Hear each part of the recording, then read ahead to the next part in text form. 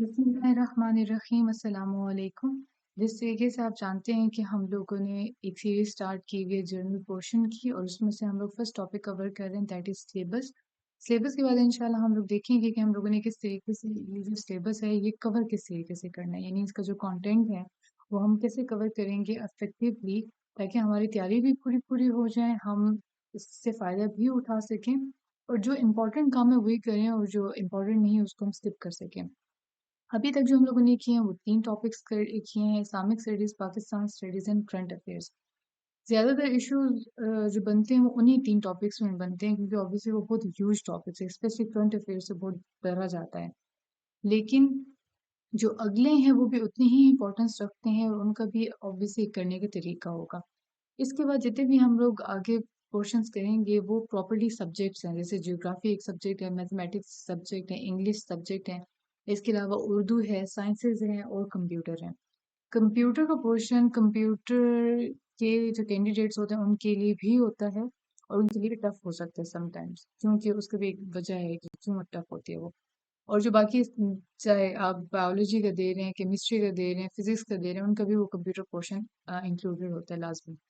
तो आज हम बात करेंगे ज्योग्राफी की।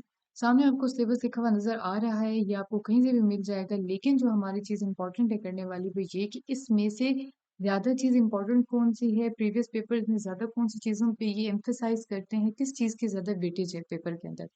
ज्योग्राफी के अंदर आप देख सकते हैं कि पाकिस्तान की ज्योग्राफी है, टोपोग्राफी है, एनवायरमेंटल इश्यूज़ हैं, demography, minerals, prominent places. Most of the time तो इन 5 चीज़ों को कवर किया जाता है। लेकिन ज़्यादा जो चीज़ होती है वो यही होती है, जैसे टोपोग्राफी आपको नज़र आ रही है, इसी तरीके से ज्योग्राफी में जो अर्थ की लेयर्स हैं वो इम्पोर्टेंट हैं।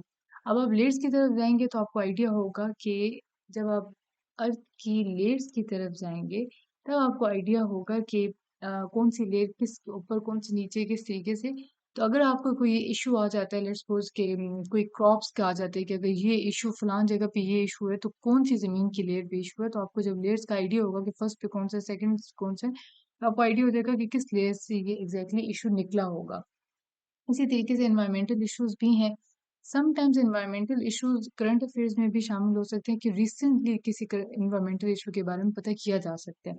इस वजह से ज़्यादा इसमें जो मेरा एम्फसाइज़ होगा कि आप ज़्यादा जिस चीज़ को फोकस में लेके हैं वो आप अर्थ की लेयर्स को लेके हैं।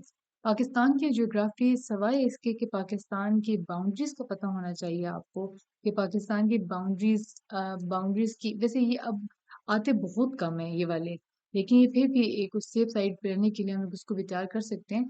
लेकिन पाकिस्तान की बाउंड्रीज़ लेंथ कितनी है उनकी, वो किस कंट्री के साथ जुड़ी हुई है, ये चीज़ें भी आ सकती हैं। लेकिन अब ये बहुत रेयर है कि आएँ, लेकिन फिर भी आप इसको चलिए इम्पोर्टेंट भी कंसिडर कर सकते हैं कि पाकिस्तान की ज्योग्राफी के अंदर कौन-कौन सी चीज़ें प्रोमिनेंट हैं।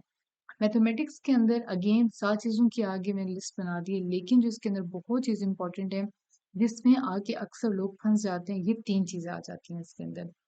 मोस्ट ऑफ द टाइम्स मैं आपको बता रही हूँ कि ये चीज़ आती हैं।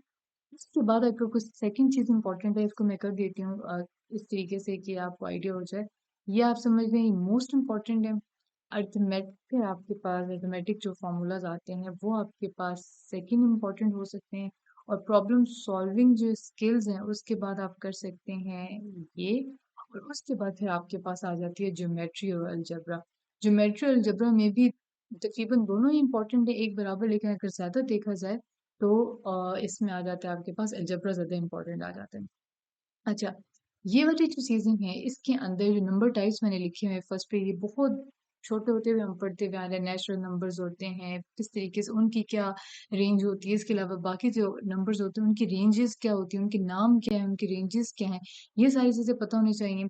अच्छा, परसेंटेजेस निकालने का जो तरीका है, या एवरेजेस और रेशियोज़ और प्रोपोर्शंस निकालने का, ये चाइनीज़ या जापानीज़ टेक्निक्स आप देख लें कि जिस तरीके से वो टेबल्स करते हैं, ये इंशाल्लाह हम किसी वीडियो में नेक्स्ट करेंगे कि जैपनीज़ या चाइनीज़ का फ़ॉर्मूला होता है कि वो मैथमेटिक्स बहुत जल्दी कर लेते हैं, चुटकियों में कर लेते हैं वो।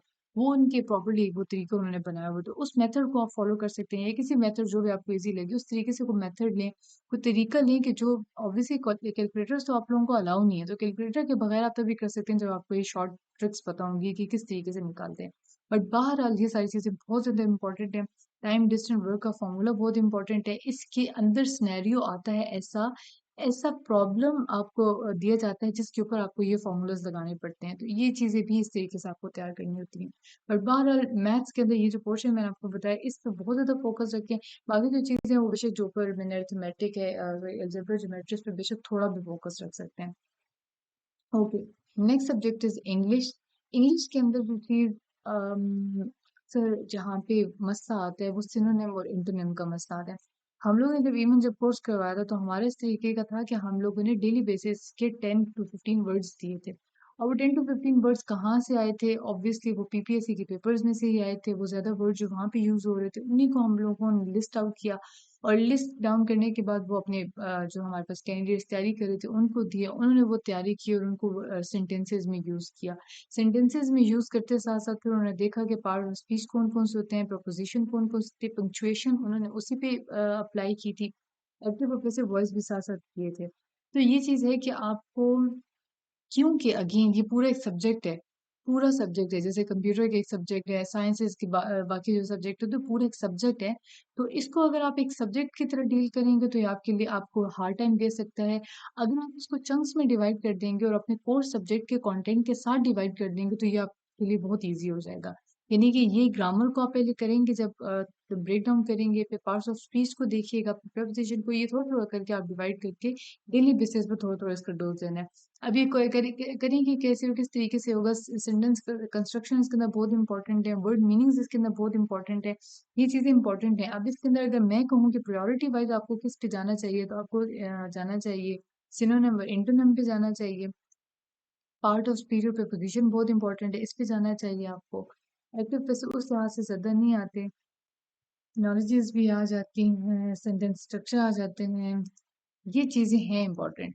लेकिन जब हम इसको करेंगे कवर कि इंग्लिश का सिलेबस आपने एग्ज़ैक्टली किस तरीके से कवर करना है, कहाँ से तैयारी करनी है, क्या इसके ट्रिक्स होंगे, तो इसके अंदर डिटेल में तब बात कर लेंगे। लेकिन फ़िलहाल के लिए आप ये जो सारा कंटेंट है अपने पास लिख लीजिए और प्रायोरिटी वाइज़ बेशक लिख लीजिए कि ये चीज़ पहले करनी है और ये चीज़ बाद में करनी है। ठीक है जी। अगले जो सब्जेक्ट्स हैं इंशाल्लाह वो अगली वीडियो में कवर करेंगे। अल्लाह हाफ़िज़।